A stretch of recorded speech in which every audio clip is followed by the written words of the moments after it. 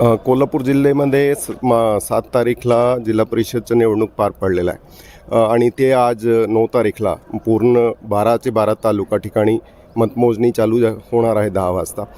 त्याप्रमाणे कोल्हापूर पोलीसच्या वतीने एक पूर्णपणे बंदोबस्त नियोजित करण्यात आलेला आहे. यांच्यामध्ये SP, 2 ॲडिशनल SP, 8 DYSP आणि बाहेरून आलेले 25 अधिकारी मिळून असे 145 अधिकारी आणि जवळपास 2003 अंमलदार, ज्यांच्यामध्ये 1000 अंमलदार आम्हाला बाहेरून भेटलेले आहे.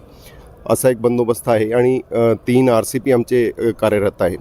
SRPचे 2 कंपनीज आणि 1 प्लाटून असा बाहेरून SRPसुद्धा कार्यरत आहे.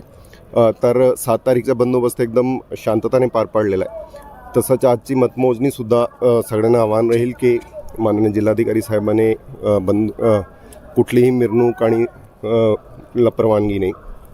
तर आजचा जे निकाल आहे तो पण शांतताने पार पडेल. कुठलाही मिरवणूक कोणी काढणार नाही आणि कोणाने हुल्लडबाजी केली तर नक्की आम्ही प्रमाणे कारवाई करणार आहे.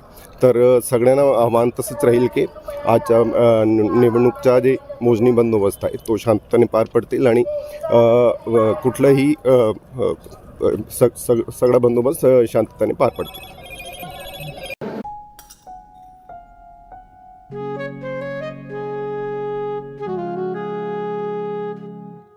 बाबा, आज येताना बासुंदी घेऊन या ना.